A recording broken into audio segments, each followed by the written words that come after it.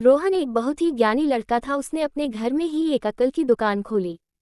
एक दिन उसके घर के बाहर दुकान का बोर्ड देखकर एक महाजन का लड़का उसके घर इस बारे में पूछताछ करने आया और पूछताछ करने लगा।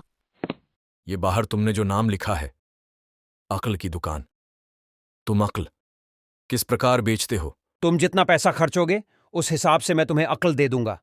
तुम अभी कितने पैसे की अक्ल खरीदना चाहते? अभी तो मैं 1 रुपए की अक्ल खरीदना चाहता हूं। ठीक है, ये मैं 1 रुपए की अक्ल तुम्हें दे रहा हूं। इससे तुम्हें 1 लाख रुपए तक बचत होगी। अक्ल ये है कि जहां दो लोग झगड़ा कर रहे हो वहां से चुपचाप निकल जाना चाहिए। ठीक है, मैं ये अक्ल ले जाता हूं। गंपू खुशी खुशी अपने घर गया और जो अक्ल वो खरीद कर लाया था उसे अपने पिताजी को दिखाने लगा। देखो पिताजी, मैं 1 रुपये की अक्ल खरीद कर लाया हूं। इससे मुझे 1 लाख रुपए तक की बचत होगी। तू मेरी नालायक औलाद है। तुझे फिर से किसी ने उल्लू बनाकर मेरी गाड़ी कमाई का 1 रुपया लूट लिया। तू किसी को भी बातों में आकर मेरी कमाई लुटाता रहता है। मैं अभी जाकर उससे अपना रुपया वापस लाता हूँ। सेठ बड़े गुस्से में रोहन के घर गया और रोहन से लड़ाई करने लगा। तुम बड़े चालाक हो और तुमने मेरे मूर्ख बेटे को उल्लू बनाकर मेरा 1 रुपया लूट लिया। लाओ मेरा 1 रुपया वापस। ठीक है सेठ जी, अपना 1 रुपया वापस ले जाओ, लेकिन एक शर्त है, मेरी दी हुई अक्ल का इस्तेमाल बिल्कुल मत करना। ठीक है, नहीं करेंगे तुम्हारी दी हुई अक्ल का इस्तेमाल। ये कहकर सेठ जी वापस चले जाते हैं। रोहन बड़े आश्चर्य से उन्हें और उनकी कंजूसी को देखता रह जाता है। एक दिन महाराज अपनी दोनों रानी के साथ बाजार घूमते हुए एक जवाहरात की दुकान पर पहुंचते हैं।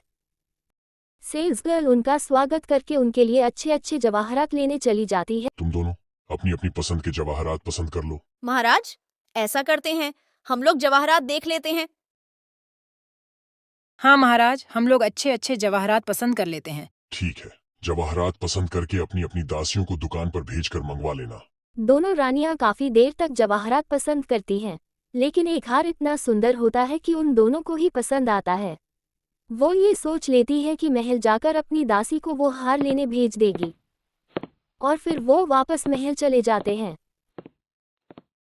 लेकिन जवाहरात की दुकान पर जब दोनों दासियों को पता चलता है कि दोनों रानी को एक ही हार पसंद आया था और वो अभी एक ही उपलब्ध है, तो वो उसे लेने के लिए आपस में लड़ने लगती हैं।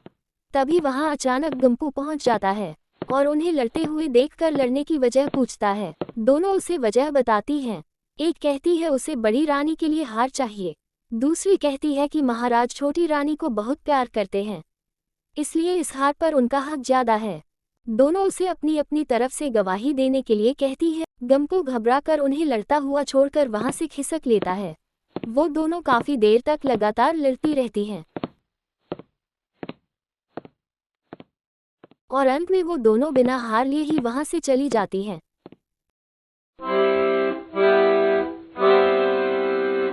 महाराज के दरबार में दोनों दासियां एक दूसरे की शिकायत लेकर पहुंचती हैं। हमें ये शिकायत मिली है कि जवाहरात की दुकान में आप दोनों आपस में लड़ रही थी। क्या ये आप दोनों को शोभा देता है? क्षमा करें महाराज, मेरी कोई गलती नहीं है। मैं तो बड़ी रानी साहिबा का हार लेने गई थी, लेकिन ये भी वहां पहुंच गई और वही हार लेने की जिद करने लगी और मेरे मना करने पर मुझसे लड़ने लगी। तुम बोलो, तुमने ऐसा क्यों किया? महाराज, कृपया करके मुझे भी क्षमा करें। मैं तो छोटी रानी के आदेशानुसार उनकी पसंद का वो हार लेने गई थी, लेकिन इसने मुझे वो हार नहीं लेने दिया और मुझसे लड़ने लगी। महाराज, महाजन का बेटा गंपू भी इस बात का गवाह है, आप उससे पूछ सकते हैं। ठीक है, फिर गंपू को गवाही के लिए दरबार में बुलवाया जाए। एक सिपाही गंपू को महाराज का फरमान सुनाने महाजन के घर जाता है, जिसको सुनकर गंपू और महाजन दोनों की हालत खराब हो जाती है। वो दोनों ही बुरी तरह डर जाते हैं। फरमान सुनाकर सिपाही वापस लौट जाता है। महाजन और गंपू तुरंत रोहन के घर भागते हैं। रोहन उन दोनों से आने की वजह पूछता है और महाजन रोहन को पूरा वाकया सुनाता है। महाजन कहता है, रोहन, अब तुम ही कोई अक्ल दो जिससे कि गंपू किसी झंझट में फंसने से बच जाए। सेठ जी, अक्ल तो मैं दे दूंगा, लेकिन उसकी फीस 20,000 रुपए होगी। मंजूर है तो बोलो। ये तो बहुत ज्यादा है, लेकिन मुझे मंजूर है। तुम अक्ल बताओ। और वो लोग अकल लेकर वहां से चले जाते हैं। रोहन गंपू को दरबार में पागलपन का नाटक करने के लिए कहता है। जिससे कि वो गवाही देने से बच जाएगा। महाराज के दरबार में गंपू गवाही के लिए पेश होता है। महाराज की जय हो। महाराज, आपने मुझे याद फरमाया। हाँ गंपू, तुमको ये सच सच बताना है कि उस दिन जवाहरात की दुकान पर हमारी दोनों दासियों ने क्या क्या किया। महाराज, मुझे तो कुछ खास मालूम नहीं। मैं तो वहां काफी देर से पहुंचा था। तब वो दोनों ही आपस में लड़ रही थीं। सच सच बताओ गंपू, गलती किस दासी की थी? हाँ गंपू, सच सच बताओ, गलती किस दासी की थी? मेरी दासी की या बड़ी रानी की दासी की? गंपू बोलो, किसकी गलती थी? गंपू तुम चुप क्यों हो? जल्दी बोलो, गलती किस दासी की थी? जल्दी बोलो, गलती किसकी थी? महाराज, मुझे कुछ नहीं पता। मैं तो पागल ही हो रहा हूं।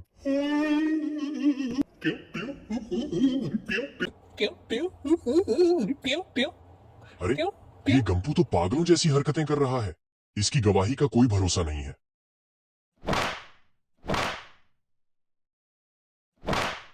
गलती तुम दोनों की दासियों की है।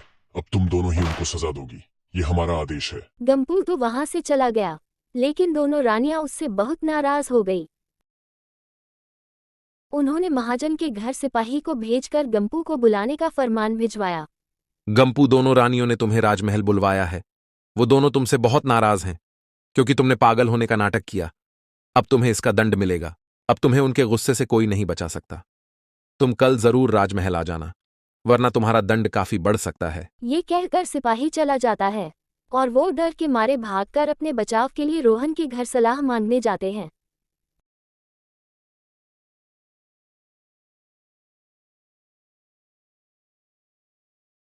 रोहन दोनों को इतना घबराए हुए अपने घर आते हुए देखकर आश्चर्यचकित रह जाता है।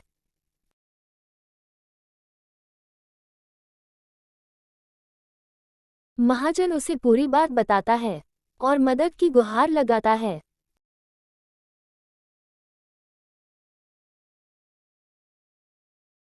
सेठ जी, अक्ल तो मैं आपको दे दूंगा, लेकिन उसकी कीमत 50,000 रुपए होगी।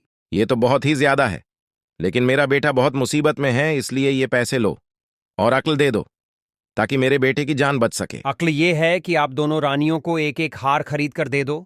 लेकिन वो 2 हार तो 1 लाख रुपए के आएंगे। इसीलिए तो सेठ जी, अगर आप दोनों मेरी 1 रुपए की अक्ल खरीद लेते तो आपके ये 1 लाख रुपए बच जाते।